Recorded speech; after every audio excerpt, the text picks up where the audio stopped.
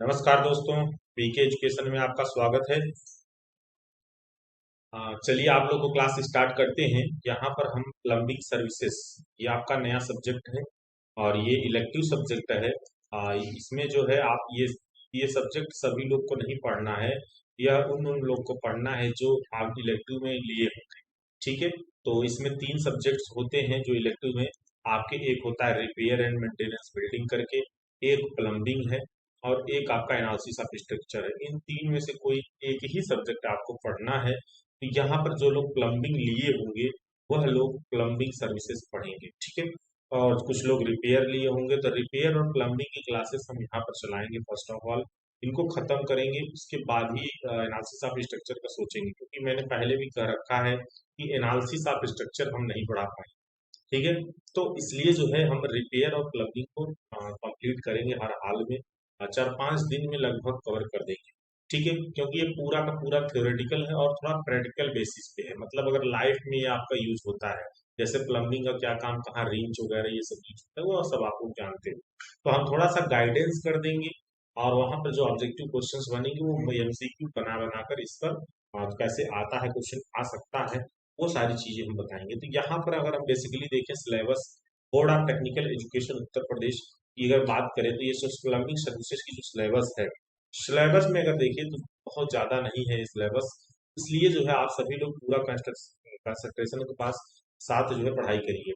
या तो प्लम्बिंग की आप यही बुक खरीद लीजिए एशियन पब्लिकेशन का, या तो फिर आप जो है पीके एजुकेशन एप्लीकेशन के स्टडी मटेरियल में भी आपको वहां पर नोट्स ये मिल जाएगा। ठीक है, ये बुक मिल जाएगा क्योंकि हम बुक से ही डायरेक्ट पढ़ाएंगे। ठीक है, बहुत शार्ट में बुक है, बहुत पतला बुक है। अब यहाँ पर देखिए पहला चैप्टर जो है प्लम्बर टूल्स, तो टूल्स के बारे में यहाँ पर बताया जाएगा। दूसरा है pipe and pipe fitting, pipe कैसी क्या होती है, पाइप फिटिंग कौन कौन सी होंगी इसको बताएंगे हम। तीसरा चैप्टर है वाटर सप्लाई सिस्टम, तो ये थोड़ा बहुत पढ़े होंगे आप लोग। जो आपका चैप्टर था वेस्ट वाटर वाले में, तो वहां पर थोड़ा बहुत सप्लाई सिस्टम पढ़े होंगे। ठीक है, वो यहाँ पर जॉइंट वगैरह जैसे तमाम वहाँ पर मैंने फिगर बनाकर पिछली बार बताया भी था, वो सारी चीजें यहाँ पे समझ में आ जाएंगी। डोमेस्टिक ड्रेनेज, तो ये भी हम वहाँ पर बताए थे, उसको भी यहाँ पर बताएंगे। सैनिटरी अप्लायंसेस, तमाम तरह के जो अप्लायंसेस यूज करते हैं, बेसिन, सिंक, डोर, टैप, ये सब भी हम यहाँ पर जानकारी देंगे। उसके बाद हीटिंग सिस्टम, चैप्टर नंबर 6।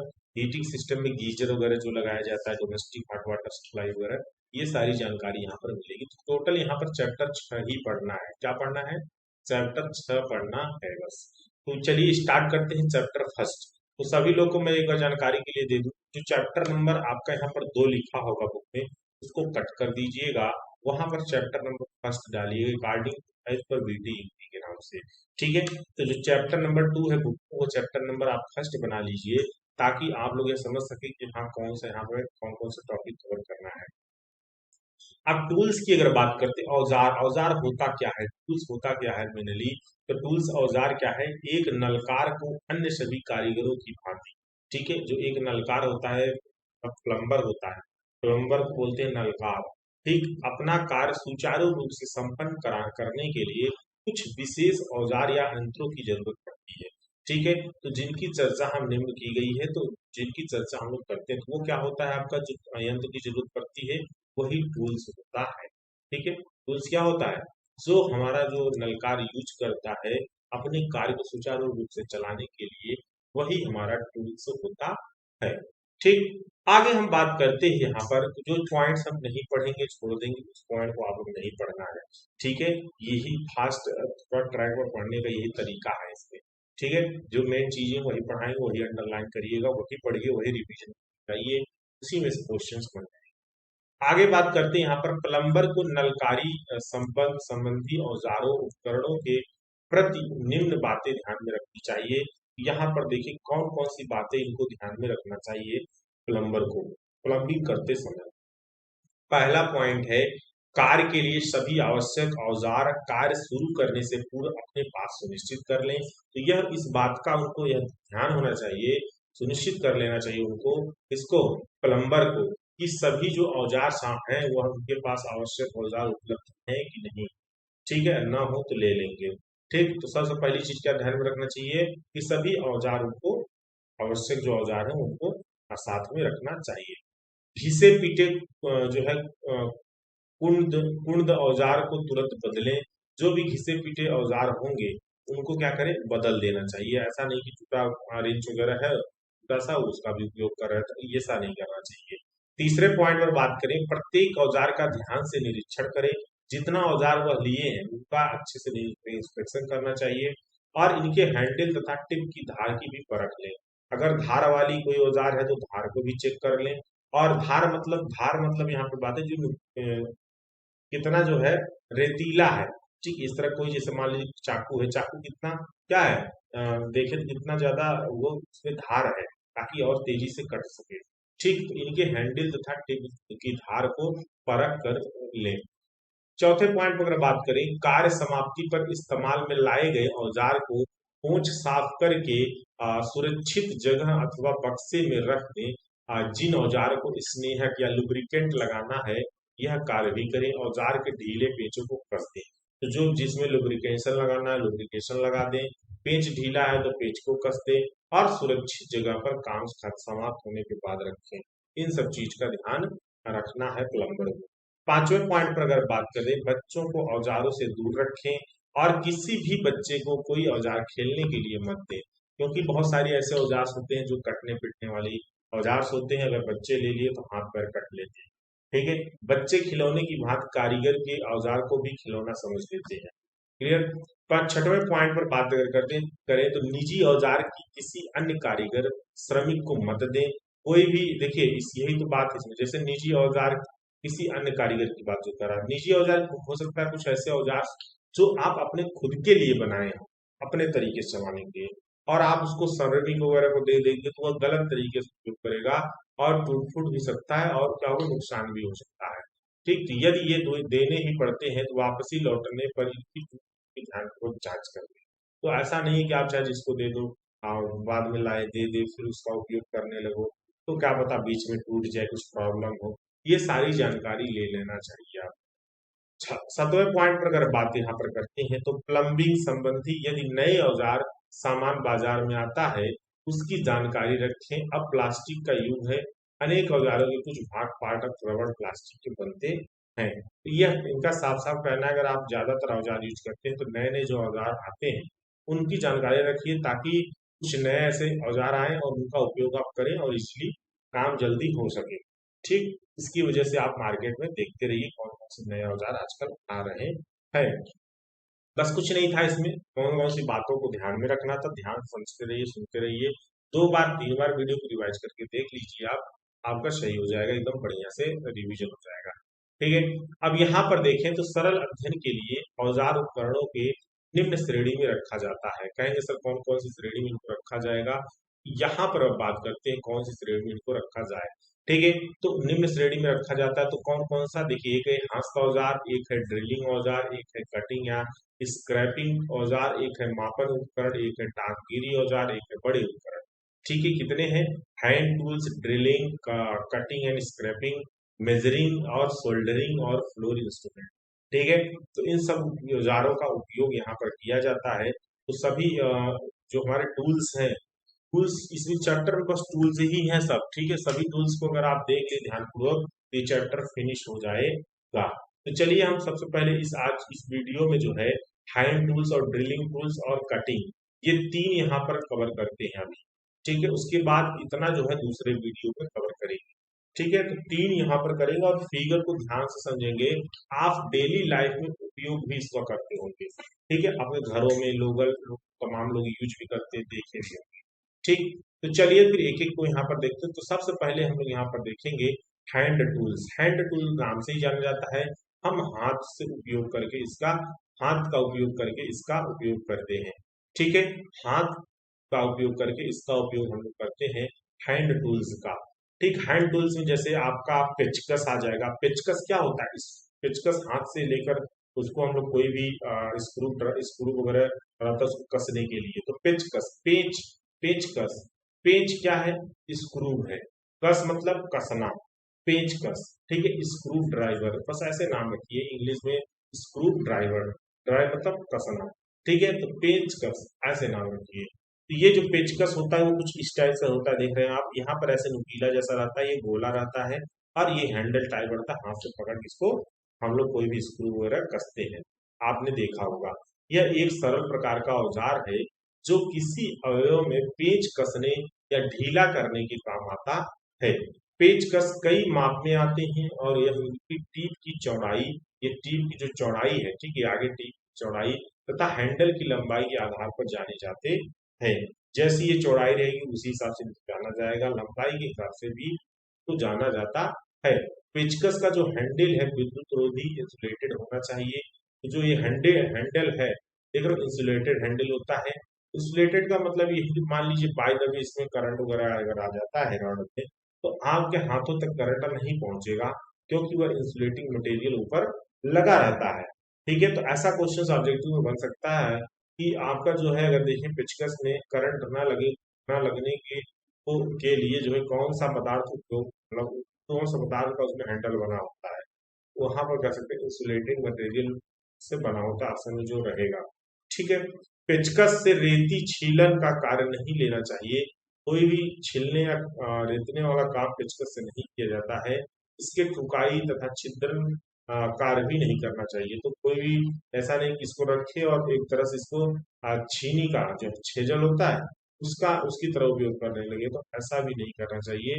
इससे क्या होगा, जो इसका नुकीला ये पार्ट है, ये जिस पर ये लगाकर फंसा जाता है स्क्रू को, वह जो है मोटा हो जाएगा।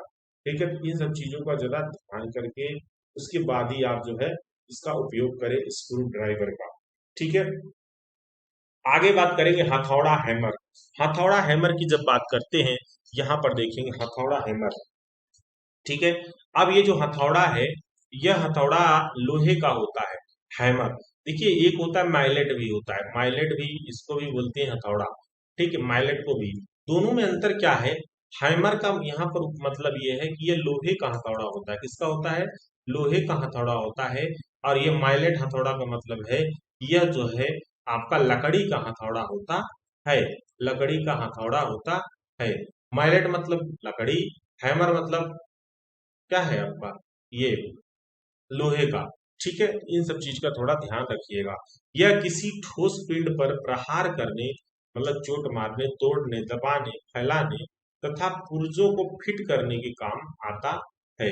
हथौड़ा का साइज इसके पिन की आकृति और वजन पर निर्धारित किया जाता है।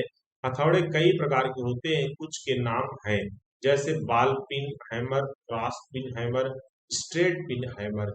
ये तीन आपके जो है यहाँ पर हथौड़े दिए गए हैं। बाल पिन हथौड़ा का यहाँ पर क्या मतलब है, ये देखिए। तो हथौड़े की जो है, ठीक है, यहाँ इसका अच्छा डिटेल्स नहीं दिया। देखिए बाल पिन में क्या होगा, ये जो यहाँ पर हमारा, ठीक है, हाँ, ये जो देखिए यहाँ पर जो हमारे हथौड़े में इस तरह साइड बने होते हैं ना, वो गोले टाइप बने होंगे। ठीक है, गोले टाइप जो ये हथौड़ा होता है, इस तरह एक पर एक तरफ गोला होता है, एक तरफ ये स्ट्रेट रहता है, दोनों तरफ स्ट्रेट हो, गोला हो, इस तरह से उनके आधार पर इन सबको क्या किया गया है, डिजाइन किया गया है। ठीक है, और वजन पर भी, आकृति के पर भी, तो आकृति मैंने बता दिया, कुछ प्लेन टाइप का, जैसे कुछ प्लेन टाइप का ऐसे बना रहता है तमाम। ठीक है, तो अलग अलग तरीके से सब होते हैं। अब यहाँ पर देखेंगे हम लोग जो है, यहाँ पर देखेंगे जो है एक आपका रिंच रिंच रिंच। ठीक है, तो ये क्या आपका दिया हुआ है, इसको भी देख लेते हैं। हथौड़े के ऊपरी शीर्ष को पिन कहते हैं। ठीक है, ये जो ऊपरी शीर्ष है, मान लीजिए हथौड़ा है, इसको क्या बोलेंगे, इसको इसको पिन बोलते हैं। ठीक है, तो इसके बाल पिन, अगर बॉल टाइप का ऐसे नहीं, गोला गोला देखो बना रहता थोड़े, इस तरह से हथौड़ा टच होता है ऐसे, बाल बाल टाइप का, तो बाल पिन हो गया। क्रॉस पिन मतलब क्या होता है, कुछ क्रॉस जैसा यहाँ पर ऐसे तिरछे जैसा बना रहता है। स्ट्रेट, ये वाला जो स्ट्रेट डायरेक्टली होता है वो वाला स्ट्रेट होता है।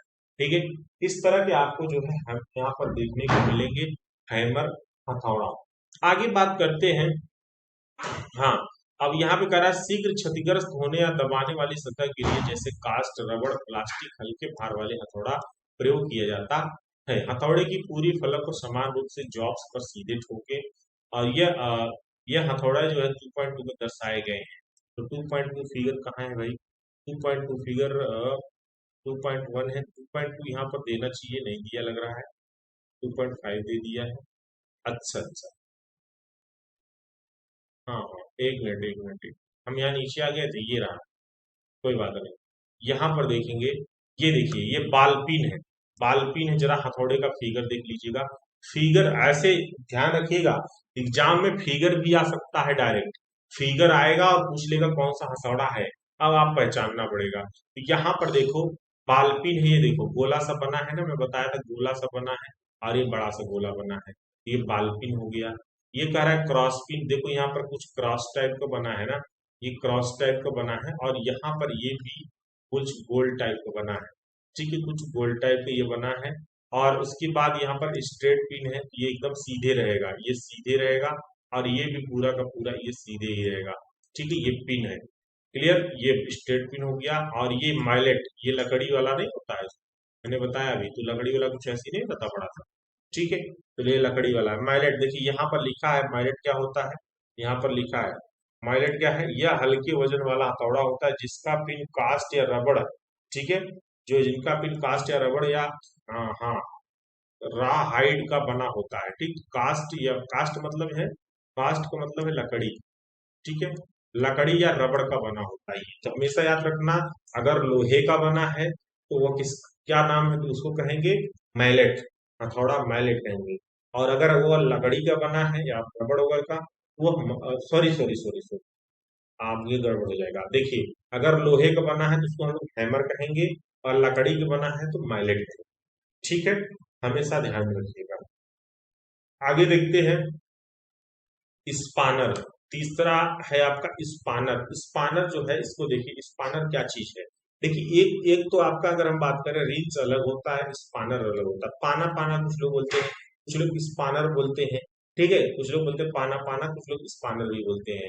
तो स्पानर में क्या होता है, यहाँ पर देखिए ये जो आपका स्पानर है, ठीक है, स्पानर है, इसमें क्या होता है, ये कुछ इस तरह से बने रहते हैं शेप में, यहाँ पर नट बोल्ट फंसाया जाता है, इस तरह शेप में ये रहेंगे।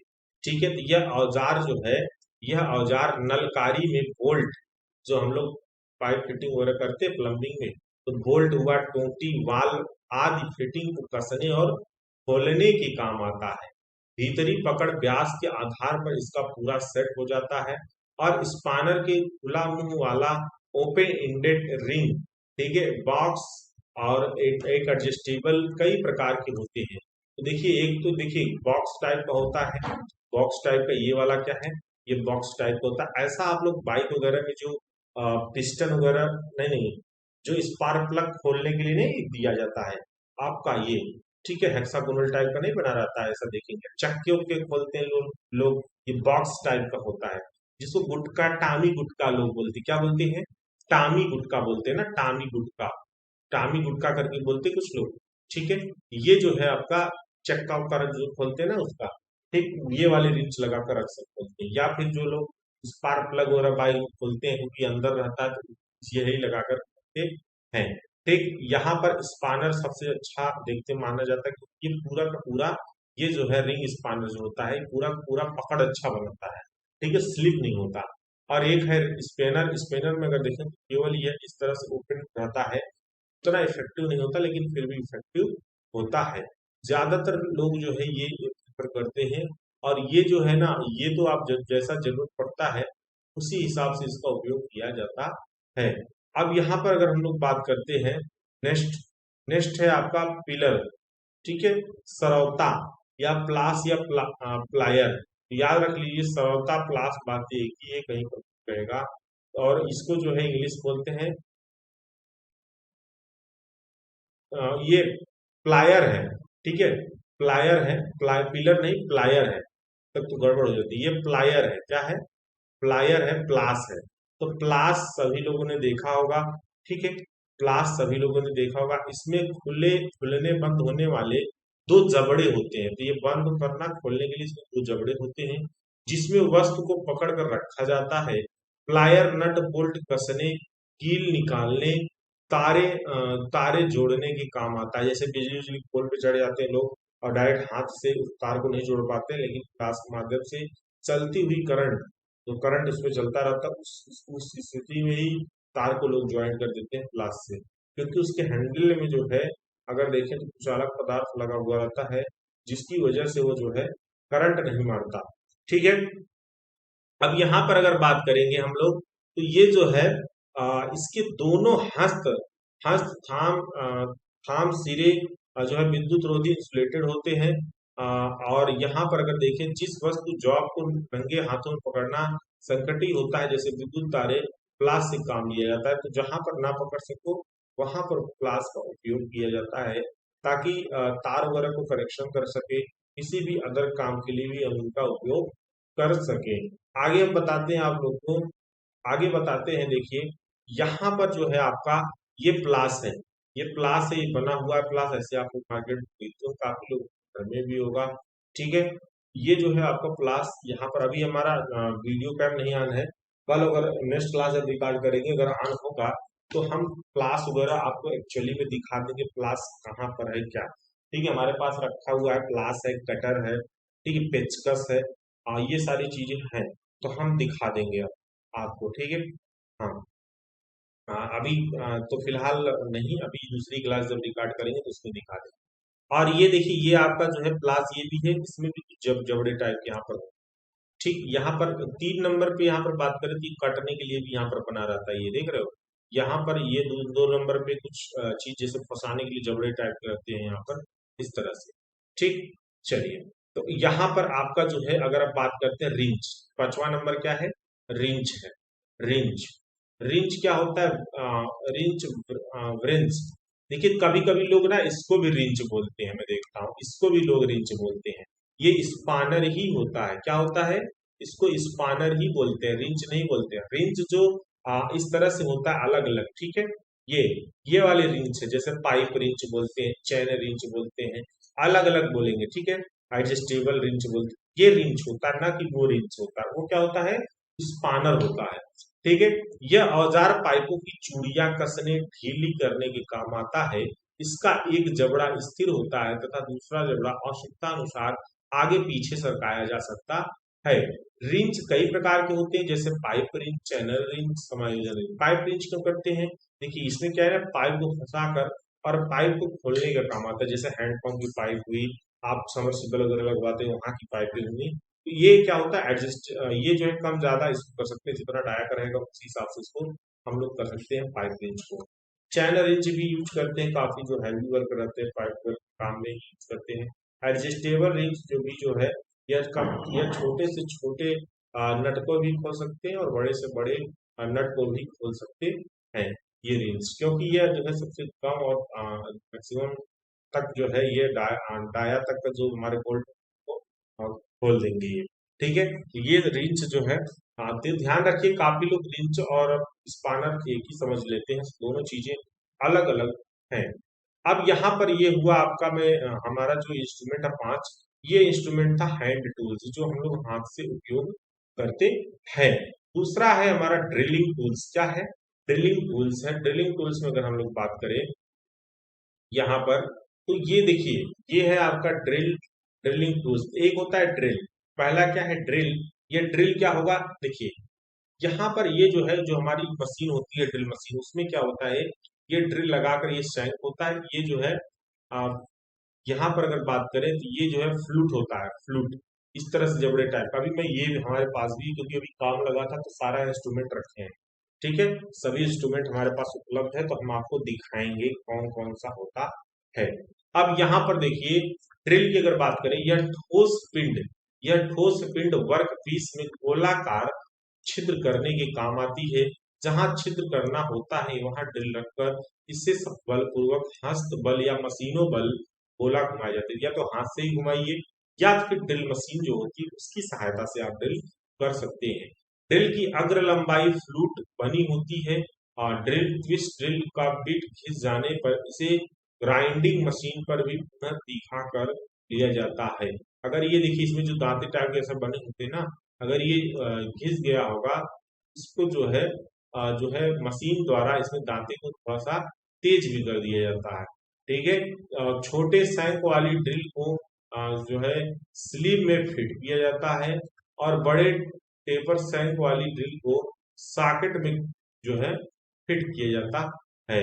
ठीक, तो यहाँ पर अगर बात करें तो ये स्लीव जो है, ठीक, स्लीव में फिट करेंगे, और ये जो है बड़े टेपर सैंक वाली ड्रिल को सॉकेट में फिट करेंगे। तो ये आपका जो इंस्ट्रूमेंट होता है ना, मशीन, ठीक है, मशीन जो होती है जो ड्रिल वाली, उसमें इसको फिट करके और तब ड्रिलिंग का काम करते हैं। आगे हम लोग बात करेंगे बिट ब्रेस। बिट ब्रेस क्या है, इसको देखिए ध्यान से समझिए। बिट ब्रेस क्या है, ठीक, बिट ब्रेस क्या है अभी हम यहाँ पर दिखा देंगे। ब्रिट ब्रेस, अब ये जो ब्रिट ब्रेस है यह यू आकार का हस्त औजार होता है। अब ये वाला जो है ना, ये ड्रिल है, तो ड्रिल मशीन में यूज करके कर ही लेंगे उपयोग इनका। अभी यहाँ पर अभी मुझे उठना पड़ेगा, मैं अभी लेकर इंस्ट्रूमेंट बैठूंगा तो दिखा दूंगा दूसरे वाले लेक्चर में, ठीक है। अब यहाँ पर देखिए जो बिट ब्रेस है, बिट ब्रेस अगर बात करें, यह यू आकार का हस्त औजार होता है जो छिद्र करते समय बिट या ड्रिल को पकड़ रखता है। उसे ब्रेस दो प्रकार का होता है, ठीक है। बिट ब्रेस जो है दो प्रकार का होता है, तो यू आकार का होगा और छिद्र करते समय बिट या ड्रिल को पकड़कर रखा जाता है, ठीक है। और यह दो प्रकार के होते हैं, कौन कौन से? सादा ब्रेस एक होता है प्लेन ब्रेस, दूसरा होता है रैचेट ब्रेस, रैचेट ब्रेस। अब इसके एक सिरा पर हेड लगा होता है, दूसरे सिरे पर छिद्र का रैचेट का जबड़ा लगा होता है, जिसे हैंडल से पकड़कर घुमाया जाता है। गियर चालित हस्त ड्रिल की तुलना में ब्रेस अधिक चौड़े और गहरे छिद्र कर सकता है, ठीक है। यहाँ पर आपको ये देखने को मिलेगा ब्रेट बिट ब्रेस, बिट ब्रेस, यहाँ पे क्या हैंडल लगा हुआ है, ये हैंडल लगा हुआ है, इसको ऐसे यहाँ पर एक हाथ से पकड़ लेते हैं, दूसरे हाथ से यहाँ पर घुमाते हैं, ठीक है। ये ड्रिल मशीन वर्क करने लगता है। और यहाँ पर देखिए आपका ये जो है रेचेट कॉलर सीट है, ये इस पर लगाया गया है, जो हमारा लट्टू होता है, ठीक है। ये जो है हमारा अगर देखें तो ये बिट ब्रेस होता है, और बिट ब्रेस का उपयोग हम लोग कहाँ करते हैं? ड्रिल करने के लिए करते हैं। तो ऐसा क्वेश्चन पूछ सकता है, कोई भी इंस्ट्रूमेंट ये पूछेगा, ये इंस्ट्रूमेंट का उपयोग कहाँ पर करते हैं, किस कार्य के लिए करते हैं, ऐसे क्वेश्चंस बनेंगे। अब आगे बात करते हैं, हम लोग ड्रिलिंग वाला देख लिए, अब हम लोग देखते हैं कटिंग। कटिंग मतलब कर्तन खुरचने के औजार या cutting scraping tools. Cutting and scraping tools हम लोग यहाँ पर समझते हैं कि क्या होते हैं। कटिंग के नाम से मतलब काटने के लिए, स्क्रैपिंग मतलब कुछ भी अगर वहां पर है उसको उखाड़ना है, थोड़ा सा स्क्रैप करके, ठीक, वो स्क्रैपिंग टूल्स हो जाएगा। तो यहाँ पर देखते हैं आरी, हेक्सा। आरी को ध्यान समझिए, हेक्सा बोलते हैं। जो आरी होती है, आरी सुने होंगे सभी लोग कट करने के लिए, उसको बोलते हैं हम लोग हेक्सा। क्या बोलते हैं? हेक्सा बोलते हैं।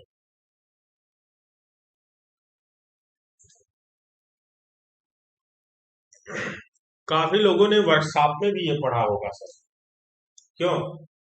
काफी लोगों ने वर्कशॉप में भी पढ़ा होगा ना, तो वर्कशॉप में भी काफी लोगों ने देखा भी होगा आरी वगैरह सब चीजें। तो आरी जो है हेक्सा, यह धातु एवं लकड़ी प्लास्टिक की वस्तुओं को काटने की पतली दांतेदार पत्ती आरी होती है। तो जरूरी नहीं है कि इससे लकड़ी ही काटा जाए, पतला वाला आता है उस तरह से, उससे हम लोग धातु वगैरह कुछ भी काट सकते हैं। लकड़ी काटा जाता है बड़ा वाला, थोड़ा प्लास्टिक भी काटा जाता है। तो प्लास्टिक के पाइप काटने के आरी का उपयोग किया जाता है। तो यहाँ पर जो प्लास्टिक की पाइप है, लोहे जो जस्ते की पाइप होती है, जीआई पाइप, उसको भी काटा जाता है आरी से। अधिक प्रचलित आरी का ब्लेड 30 सेंटीमीटर लंबा होता है, जो ज्यादातर लोग यूज करते हैं। इस ब्लेड पर प्रति सेंटीमीटर की लंबाई से 6 से 12 जो है दांतें होती हैं। पत्ती को प्रति सेंटीमीटर, 1 सेंटीमीटर में 10 से 12 दांता होता है, ठीक है। पत्ती को फ्रेम में कसने के लिए इसके हैंडल की तरफ जो है फ्लाई नट लगा होता है। तो ये फ्लाई नट है। फ्लाई नट क्यों इसको बोल रहे हैं? क्योंकि ये ओपन करते हैं ना, तो ये ओपन होकर नट बाहर निकल जाता है, ठीक है, इसलिए इसको फ्लाई नट बोलते हैं। हेक्सा ब्लेड उच्च ग्रेड का टेम्पर किया गया एक इस्पात का बना होता है, ठीक है। तो हाई क्वालिटी, हाई ग्रेड का क्या करते हैं, टेम्पर कर देते हैं आ, जो है स्टील को। स्टील जो टेम्पर करेंगे तो हेक्सा ब्लेड बन जाएगा, और इसकी द्वारा इसीलिए देखिए क्या होता है, जब इसको कट करते हैं ना तो अचानक टूटने का भी डर रहता है, कट टूट जाता है, ठीक है, क्योंकि हाई स्ट्रेंथ रहता है, तो वो तुरंत ब्रिटलनेस का थोड़ा सा इसमें चांसेस बन जाता है, उतनी यील्डिंग नहीं होती है। आगे देखिए छेनी, छेजल, काफी लोग छेनी छेनी सुनते होंगे गांव में। इस तरह से यहाँ पर नुकीला भाग रहता है, इस पर हथौड़ा मार मार कर कोई भी चीज और तोड़ना हो, काटना हो, इसके माध्यम से कर सकते हैं। जैसे मान लीजिए कोई नट बोल्ट कट नहीं रहा है, उसको तोड़ना है, तो उससे कट कर सकते हैं, ठीक है। कहीं पर भी आप कुछ भी काटना पीटना हो, इससे इसकी हेल्प से आप कट पीट कर सकते हैं। ठीक है, वैसे तो अगर देखें तो अगर तो आपको कुछ करके दिखा देते कि कैसे जो है यह आपका छेनी जो है उपयोग किया जाता है। आगे यहाँ पर बात करेंगे, यह हस्त औजार धातु की सतह को काटने या छीलने के काम आता है। छेनी का कटान जो सिरा है, यह पंखी बेवेल्ड प्रकार का होता है। ठीक है, बेवेल्ड प्रकार का यहाँ पर ये देखेंगे आप लोग कटिंग इसका जो अगर बात करें, नहीं नहीं, ये वाला बेवेल्ड है। ठीक है, एक मिनट एक मिनट, नहीं नहीं, कटान वाला बेवेल्ड का मतलब होता है धार टाइप का। बेवेल्ड का मतलब है धार टाइप का, ऐसे धार टाइप का। ठीक है, ये धार टाइप का जो इनका कटिंग एज होता है। और कटिंग का जो सिरा होता है वह छेनी कई प्रकार के होते हैं, जैसे फ्लैट ये ऊपर रहेगा, कुछ कैप टाइप का, राउंड टाइप का, नोज डायमंड टाइप का, सब अलग अलग छेनी आते हैं मार्केट में। ठीक है, छेनी को ध्यानपूर्वक प्रयोग करना चाहिए, क्योंकि कटान के समय छेनी से कटी धातु की छीलन बुरादा कर्मी की आंखों या आंखों हाथों को चोटिल कर सकते हैं। ठीक है, पता चला आप यहाँ पर रखकर छेनी चला रहे हैं और कुछ चीज उसमें पार्ट निकला और जाकर किसी को लग गया, इन सब चीज का भी थोड़ा ध्यान रखेंगे। छेनी पर चोट हथौड़े से की जाती है। चोट सीधी इसके हेड पर पड़नी चाहिए। जब भी छेनी पर आप चोट करेंगे, ठीक उसके ऊपर जो है चोट आप करेंगे, ठीक तभी जाकर वो जो है कटेगा या फिर छिलेगा, जो भी आप पार्ट उसपे से कट कर रहे हो। रेती, रेती फाइल, तो जो रेती वगैरह यूज करते हैं लोग, आप लोग घरों में भी रेती यूज किया जाता है। ठीक है, रेती जो देखें तो अगर देखें धार लगाने के लिए तमाम लोग रेती यूज करते हैं घरों में, अगर जो चारे वाली मशीन होती है, ज्यादातर वहां पर लोग रखे रहते हैं अपने उसके लिए, तो उस पर्पज से ही लोग रखते हैं। ठीक, चारा वाली मशीन होती है गाँव में, तो उसमें जो है धार लगाने के लिए रेती रखते हैं। ठीक, अब रेती जो है कठोर सतह की घिसाई करने और इसमें इसे चमकाने मतलब पॉलिश के काम आती है। रेती कई मापों में व आकृति में बनाई जाती है, और रेती की लंबाई की दिशा में इसकी दोनों चपटी सतहों ऊपरी निचली पर तिरछी गहरी लाइनें दांतें कटी होती हैं। ठीक है, तो क्या होता है इसके जो है दोनों चपटी सतहों पर, जो हमारे दोनों तरफ फ्लैट सरफेस होते हैं, उस पर क्या होता है तिरछी गहरी लाइनें दांते कटे होते हैं, तभी होते हैं, तभी तो वो जो है इतना तेजी से कट मतलब घिसता है किसी चीज को। ठीक, हंस, यहाँ पर अगर बात करें, यहाँ पर दिखा रहे हैं आपको, ये जो है रेती फाइल हो गया, करता है। यह काट लाइनों पर रफ अथवा मशीन होती है, और और यह एकल दिशा अथवा दोहरी दिशा गुस्सा हो सकती है। तो एक दिशा में भी बनाया जा सकता है, दूसरी दिशा में भी बनाया जा सकता है, या दो तरीके का आता है। ठीक है, मार्केट में आपको दो तरीके से भी मिल जाएगा। ये ये आपका फाइल है सिंगल कट। क्या है? फाइल है सिंगल कट। रेती को कुछ देर बाद, ठीक है, रेती को कुछ देर बाद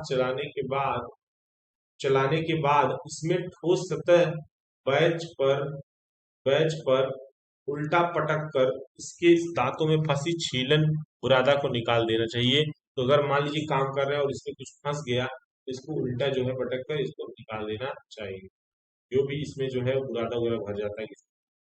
ठीक है, चलिए, तो नेक्स्ट यहाँ पर देखते हैं स्क्रैपर। स्क्रैपर देख लेते हैं, स्क्रैपर के बाद फिर आपका जो है मेजरिंग, हाँ, स्क्रैपर देख लेते हैं, फिर ये थोड़ा सा पंच जो है, ये क्लास आपकी फिर यहीं पर एंड करेंगे, फिर दूसरी क्लास रिकॉर्ड करेंगे तो आपको मिलेगी। ठीक है, तो यहाँ पर स्क्रैपर देख लीजिए। देखिए, नाम सबका याद रखिए कि स्क्रैपर का काम क्या है, फिगर कैसा है, जैसे वहां पर फिगर आएगा तुरंत पकड़ लोगे। ठीक, इसी चीज को बार बार रिवीजन करना है। स्क्रैपर जो अब आपका होगा, यहाँ पर देखिए, तो यह मोटी धार वाली पत्ती होती है जो कठोर मशीन सतह फलक पर जमी रफ परत को हटाने या छीलने के काम आती है, ताकि सतह को समतल शुद्ध बनाया जा सके। और स्क्रैपर का अगला सिरा छीलन सिरा चपटा और अर्धगोली जो है अर्धगोली अथवा बुलनोज, ठीक है, बुलनोज में हो सकता है। ठीक है, तो बुलनोज में जो है यह हो सकता है।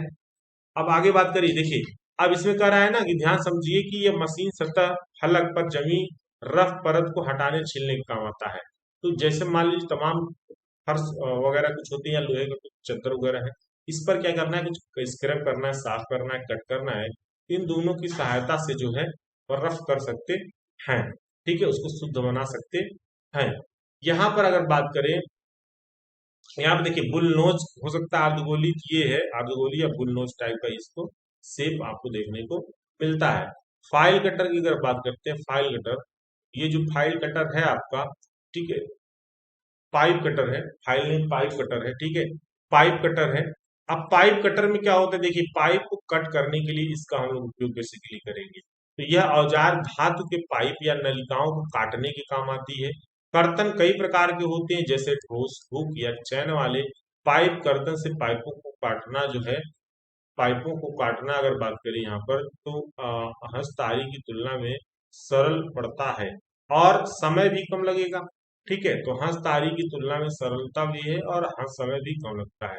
काटे काट कोटे, देखिए यहाँ काटे जाने वाले पाइप को सिकंजा पाइप, ठीक है, पाइप वाइस में कस कर जो है थामा जाता है और कटर से काट लिया जाता है। तो यहाँ पर क्या करेंगे, पकड़ कर इसको, उसके बाद ये जो है काट लेंगे, अगर इसमें से अगर काटना होगा तो।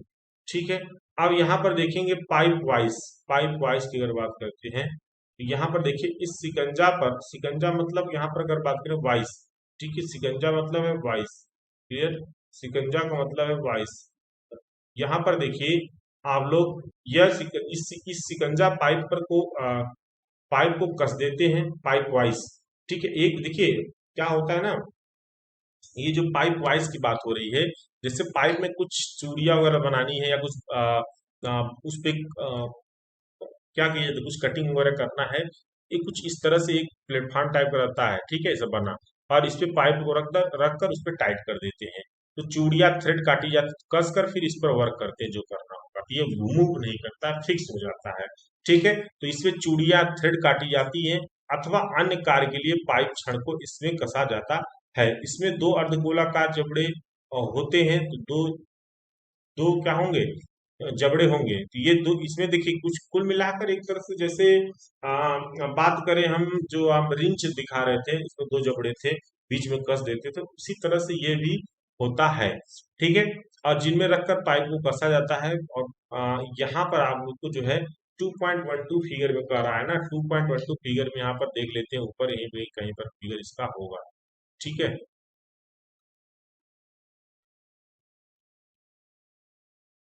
देखते हैं, 12 नंबर में है ना, हाँ ये रहा फिगर इसका, पाइप कटर का। ठीक है, देखिए यहाँ पर जो है ये, यहाँ पर एक जबड़ा है, दूसरा जबड़ा, पाइप बीच में लगा के इसको टाइट कर दे रहे हैं, तो पाइप कटर हो गया। ठीक है, ये पूरा यहाँ पर एडजस्ट हो गया, यहाँ पर तो इस तरह से आपको जो है पाइप को देखना पड़ेगा कि ये फिक्स है कि नहीं है। एक मिनट, पाइप क्या है, पाइप कटर है ना, ये पाइप वाइस, अच्छा,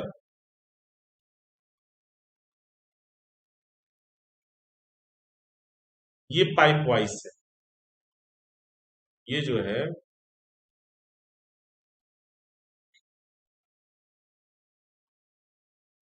ये पाइप वाइस है, ये पाइप वाइस देख रहे हैं, ये वाला पार्ट, ये देखिए इस पर भी क्या है, ये पाइप वाइस ही है।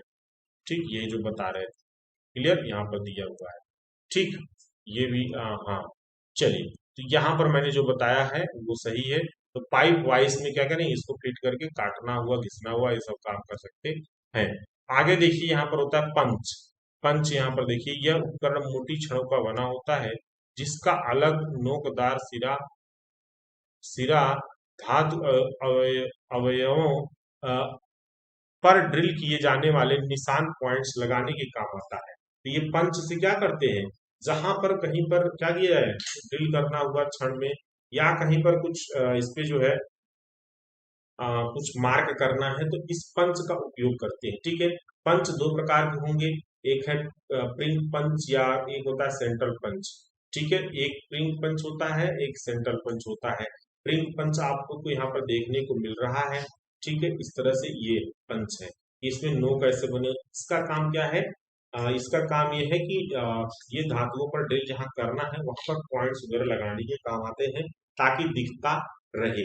स्क्रीपर स्क्रीपर की बात करें, स्क्रीपर स्क्रीपर की बात करें तो यह भी पंच मिलता जुलता उपकरण है जो जापर मशीनीकरण से पूर्ण रेखाएं लगाने के काम आता है। तो ये है स्क्रीपर। ठीक है, इतने सारे इंस्ट्रूमेंट हम लोगों ने देख लिया है। और इसको जाकर माइक्रोमीटर क्या है, पहला जो है माइक्रोमीटर है। माइक्रोमीटर को समझते हैं क्या होता है ये। ठीक, माइक्रोमीटर तो देखिए ये अंग्रेजी के पी अक्षर नुमा यह उपकरण किसी जाब या पिंड की शुद्धता से चौड़ाई या मोटाई नापने के काम आता है। इस अक्षर का कैसा देखने में लगता है ये, इस तरह से पी इस शेप में ऐसे रहेगा। जब जब आप देखेंगे इस इंस्ट्रूमेंट को तो ये कुछ इस तरह से रहेगा इंस्ट्रूमेंट, माइक्रोमीटर। ठीक, इससे क्या होता है कि कोई भी वर्क जो आप करते हो, ठीक है, उसका जो चौड़ाई होगा वो हम जांच कर सकते हैं, मोटाई भी हम लोग नाप सकते हैं इससे। माइक्रोमीटर हमारे दो प्रकार के होते हैं, एक है आउटसाइड माइक्रोमीटर, बाहरी माइक्रोमीटर, एक है भीतरी माइक्रोमीटर, इनसाइड माइक्रोमीटर। ठीक है, इन दोनों के बारे में अगर हम लोग थोड़ा डिटेल्स देखते हैं, देखें तो ये रहा, यहाँ पर देखिए ये आपको दिख रहा है माइक्रोमीटर्स। माइक्रोमीटर्स की जो स्लीव पर यहाँ पर देखिए एमएम में, और थिम्बल थिम्बल पर जो है इसके 10वें अंश तक पाठ्यांक पढ़े जा सकते हैं। ये देखिए ये आपका जो है फ्रेम है, ये पूरा का पूरा ये फ्रेम है। और ये जो है अनविल का अगर बात करें तो यहाँ पर इस पॉइंट पर है, कुछ भी अगर मेजरमेंट करना तो इनके इसको ले जाकर वहां पर फंसा दिया जाता है इसको। ठीक है, इस पर, और यहाँ पर स्पिंडल लगा होता है, स्पिंडल को आगे पीछे कर सकते हैं। और चौथे नंबर यहाँ पर जो चौथा पॉइंट दिख रहा है, इस पॉइंट पर क्या होता है, इस पॉइंट पर आपका, इस पर हमारा जो है पूरा का पूरा जो है एमएम में क्या होता है, इसे गिनती टाइप का लिखा रहता है। ठीक, इस तरह से ये जो है आपको देखने को मिलता है। थिम्बल का मतलब यहाँ पर है ये जहां से पकड़ा जाता है। ठीक, ये जहां से पकड़ा जाता है इस पे 10वें अंश तक जो है पाठ्यांक पढ़े जाते हैं। ठीक, इस पर तो ये जो है ज्यादातर हम लोग जो है मेजरमेंट जैसे थिकनेस वगैरह है तो इसको ले जाकर पीछे फंसा देंगे इस तरह से, और यह बता देगा कितना थिकनेस वगैरह है इस पर। ठीक, चलिए दूसरा बात करते हैं कैलिपर्स। कैलिपर्स नाम सभी लोग सुने होंगे, आपके कॉलेजों में भी यह रहा होगा, कैलिपर्स कैसे उपयोग करते हैं, क्या होता है कैलिपर्स, इन सब के बारे में आप लोग अच्छा खासा सुने होंगे। ठीक है, कैलिपर्स के बारे में तो यहाँ पर देखिए ये रहा आपका आउटसाइड कैलिपर्स। ये क्या है, आपका आउटसाइड कैलिपर्स है, ये इनसाइड कैलिपर्स है। तो आउटसाइड कैलिपर्स में देखें तो जो बाहरी डाया वगैरह जिसमें मेजरमेंट करना हो, और इनसाइड कैलिपर्स में जो अंदर का डाया वगैरह क्या करना हो, देखना हो, कैलकुलेट करना हो। तो दो जबड़ों वाले यह नापक उपकरण किसी भी घटक शुद्धता से मोटाई बाहरी या भीतरी नापने के काम आता है। कैलिपर्स दो प्रकार के होते हैं, एक भीतरी कैलिपर, दूसरा बाहरी कैलिपर्स।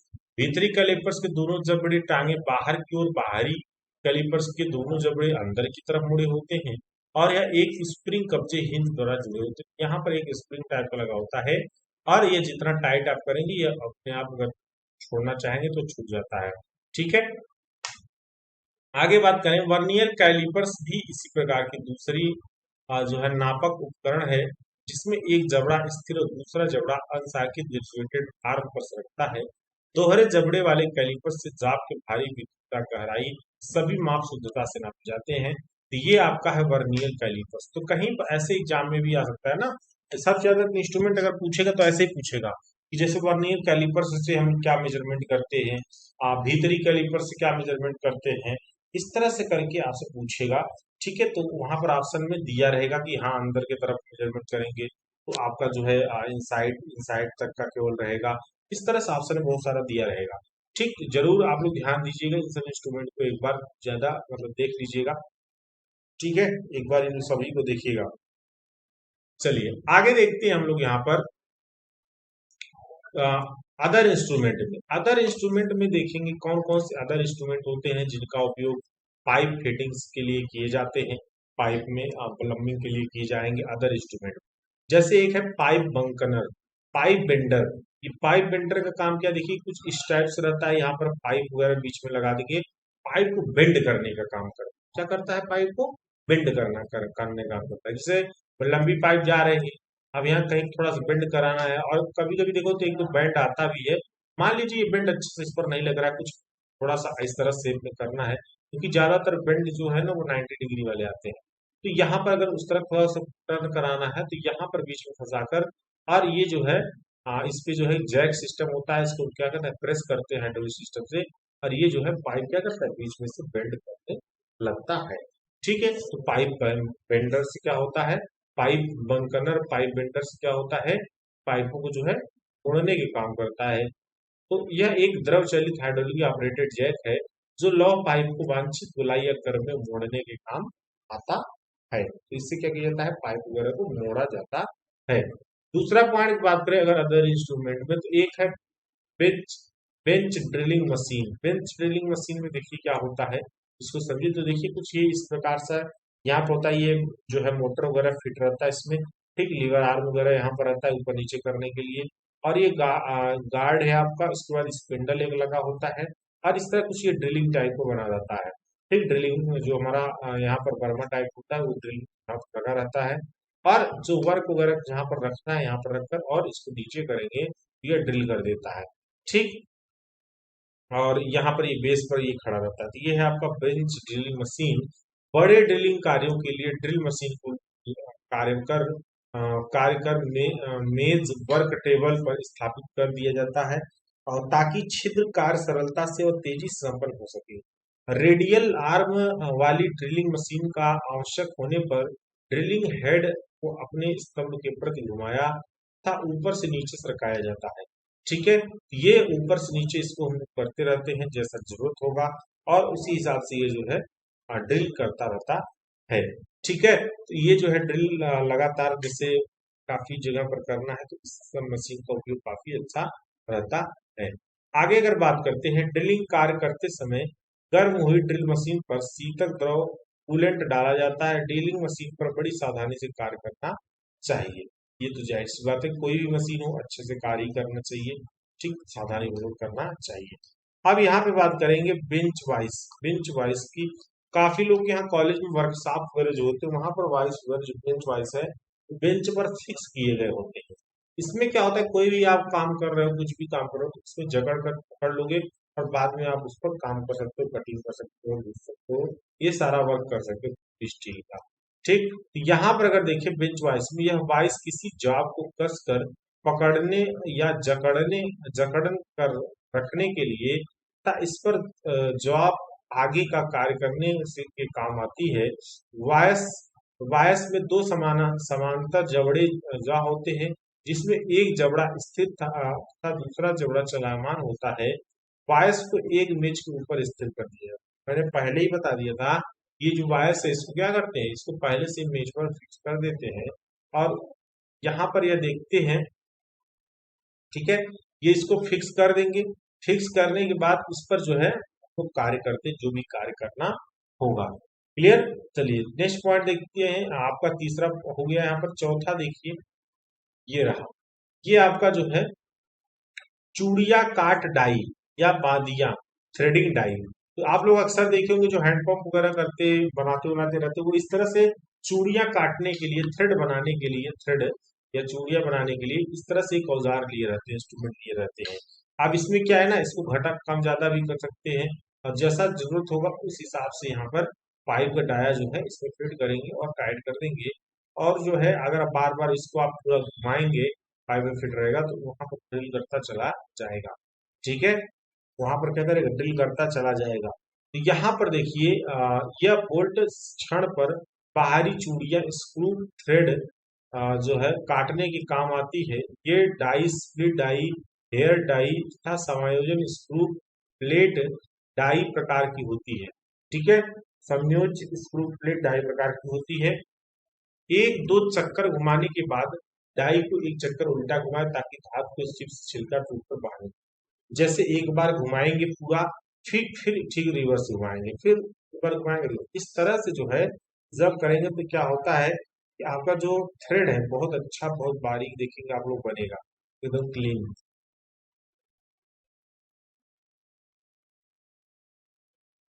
चलिए नेक्स्ट देखते हैं, चूड़ियां काट डाई का बाहरी आकार गोल, चकोर और खटकोड़ी अथवा नलिका नुमा हो सकता है।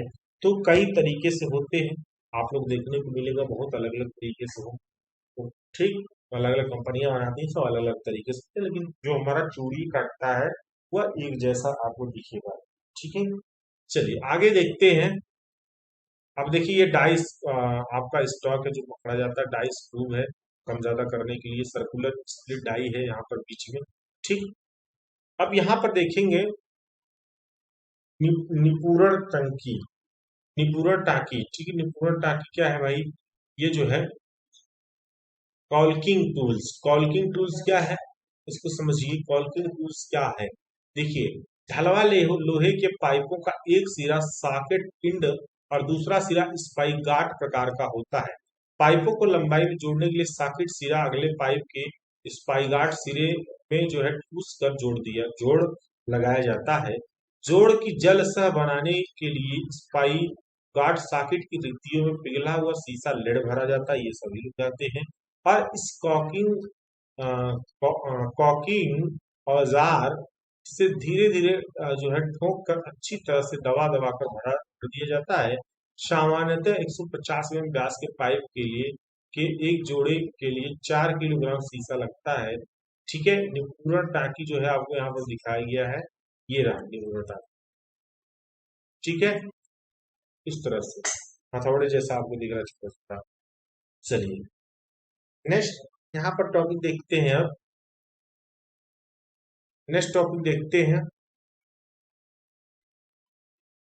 Soldering iron. ये तो सभी लोग जानते होंगे, ये लोग तो देखे भी होंगे आप लोग। ठीक है, जो सोल्डरिंग वगैरह किया जाता है, तो धातु के दो पात्रों को आपस में जोड़ने के लिए उनकी दोनों किनारों के मध्य भराव धातु या सोल्डर की परत रखकर तापित सोल्डरिंग आयरन में टांका लगाया जाता है।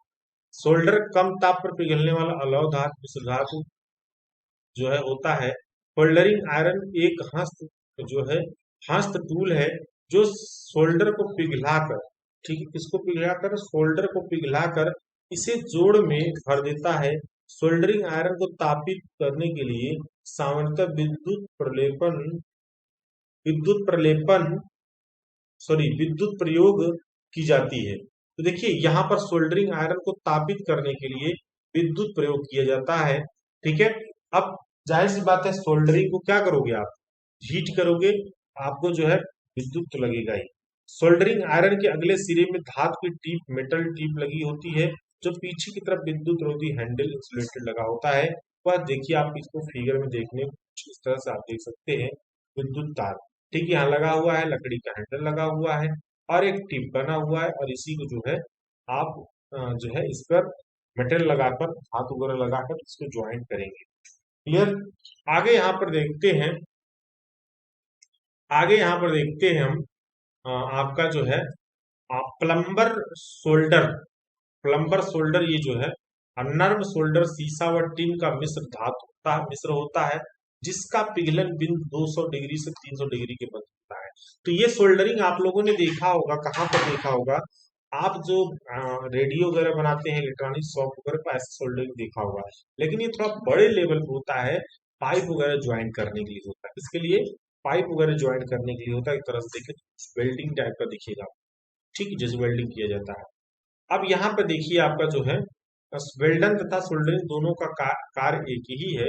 दो अवयवों को आपस में जोड़ना। वेल्डन में जोड़ने की जोड़ जाने वाली दोनों सतहों को अति तापित करके पिघलाया जाता है, जबकि सोल्डरिंग में दोनों सतहों के मध्य पिघला हुआ सोल्डर भरा जाता है और वेल्डन द्वारा पक्का सामर्थ्यवान जोड़ प्राप्त होता है। ठीक है, तो ये जो है प्लम्बिंग की अगर बात करें, यहाँ पर जो प्लम्बिंग का मतलब दिया गया है कि आपका अगर देखें तो ये जो पहलू दिया गया इन सब पहलू को जो है थोड़ा सा ध्यान रखिएगा। 200-300 डिग्री होता है ये जो है ये पहलू। चलिए आगे देखते हैं अन्य अन्य कारीगरों के औजार। अन्य कारीगरों के औजार, ठीक है, ये पूरा औजार बना हुआ है और इसको जो है ध्यान से देख लीजिएगा, एक एक चीज को समझ लीजिएगा। ठीक है, चलिए यहाँ पर देख लीजिए टूल्स ऑफ अदर प्रोफेशन। एक नलकार को भवनों में कार्य संपन्न अन्य निर्माण अनुष्ठानों के जो है कार्यों में व्यस्त कारीगरों तथा उनके औजारों उपकरणों को देखने और हस्तन करने वाला भी वास्ता भी जो है पड़ता है। अतः इसलिए इसलिए इस चरण में अन्य कारीगरों को औजारों के नाम वचित अलग अलग पृष्ठों में दिए गए हैं, जैसा कि आप लोग देख रहे हैं नीचे। ठीक है, इसमें जो है सब सबको जो है आ, अगर बात करें,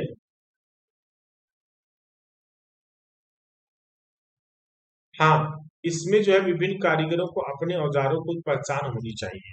ठीक है, तो सभी लोग जो है इसमें अपना अपना कारीगर अपना जो भी उसका औजार है वो पहचान ले, और जो भी जरूरत हो उसको यहाँ से ले जा सकता है, काम कर सकता है। ठीक है। हाँ, चलिए, आई होप समझ में आ चुका। तो यहाँ पर ये पूरा का पूरा जो है देखेंगे, जो जैसे मिस्त्री वाला, जो मिस्त्री होते हैं वो इनका वर्ग है। जैसे ये लोहे का फ्लोट होता है, और ये सीधी पट्टी होती है, करनी होती है, ये खुरचुनी होती है जो फोल्डिंग के लिए खुजते हैं, ये टेबल फ्लोट होता है।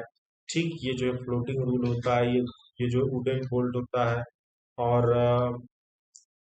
कुदाल, ये कुदाल है। कुदाल वगैरह देखे होंगे आप लोग, पतला रहता है, एक तरफ एक तरफ लंबा रहता है। ठीक, एक तरफ पतला रहेगा इस तरह से, एक तरफ चौड़ा पूरा रहता है। और अगर यहाँ पे बात करते हैं, एक है आपका ये हैमर। ठीक, एक है आपका स्क्वायर एज, जो गुनिया नहीं होता, गुनिया, गुनिया लोग वो ये होता है। ये जो है मोटा हथौड़ा, हैमर। ठीक, और इसके बाद यहाँ पर बात करें तो ये है ज्वाइंटर। और उसके बाद हथौड़ा हो गया आपका, स्प्रिट लेवल होता है, इस पे विभिन्न प्रकार की छीनी होती है। छीनी देखे होंगे, पतला वाला, नुकीला, एकदम चौड़ा, तीन प्रकार की छीनी है, सॉरी छीनी है। अब ठीक, ये छीनी मतलब छीजल। ठीक है, अब यहाँ पर देखेंगे ये लाइन, ये लाइन तथा पिन, ये जो है ना एक तरह से प्लम्बाबी जैसा होता है ये। ठीक, प्लम्बाबी जैसा ये पूरा रहता है। ये देखा जाता है एक तरफ दूसरी तरफ गाड़ देते हैं जब चिनाई वगैरह कार्य करते हैं। अब यहाँ पर देखेंगे ये वाला जो है स्ट्रिप लंब। ठीक, ये स्ट्रिप वगैरह लंब वगैरह यहाँ पर लगाकर चेक किया जाता है। और ये है ब्रिक हैमर। और उसके बाद यहाँ पर देखते हैं तो फोल्डिंग फुट, तो ये वाला नहीं, ये वाला तो मना करता है, ये वाला नहीं देखना है। ठीक है, बात आई समझ में। ये है मैसन टूल्स, चिनाई मतलब मैसनरी टूल्स, चिनाई के जो आवश्यक चीजें हैं उसको इसमें रखा गया है। ठीक है, और भी टूल्स हैं तमाम, देख लीजिएगा। हम इसको पीडीएफ तो दे दिए आप लोग सभी लोगों को। ठीक, तो ये कुछ कारपेंटर वगैरह यूज करते हैं इनका, वहाँ वो जो है आपको यहाँ पर दिखाया गया, लिखा है कारपेंटर। सबका नाम एक बार जरूर देख लीजिएगा आप। ठीक है, समझ में आया। चलिए, अब आपका जो नेक्स्ट टॉपिक है ये प्रिकॉशन वगैरह, ये हम कल की क्लास में करवा देंगे, दूसरी क्लास रिकॉर्ड करेंगे। बाकी ये नाम याद कर लेना, प्लास, पिचकस। ठीक है, ये अलग अलग जो है आपका, ये ये गुंजा है, और ये जो कील, ये गिरमिट है, और ये अंग चाकू है, और ये जो है मार्किंग गेज है, और ये संसी है। ठीक, इस तरह से सारा जो है आप लोग ध्यान में रखिएगा, और जो है थोड़ा सा एक बार देख लीजिएगा और रिवाइज करते चलिए साथ साथ बार। और ठीक, चलिए सेशन को फिर एंड करते हैं। ओके, बाय बार, आज यहीं तक रखते हैं, काफी टाइम हो गया है, रात हो गया, क्योंकि अभी जो आपका डीएसएस की क्लास रिकॉर्ड हो रही थी, इसकी वजह से जो अब डीएसएस कंप्लीट हो गया तो अब थोड़ा तेजी से चलेगा। ठीक है, चलिए, ओके, बाय बाय।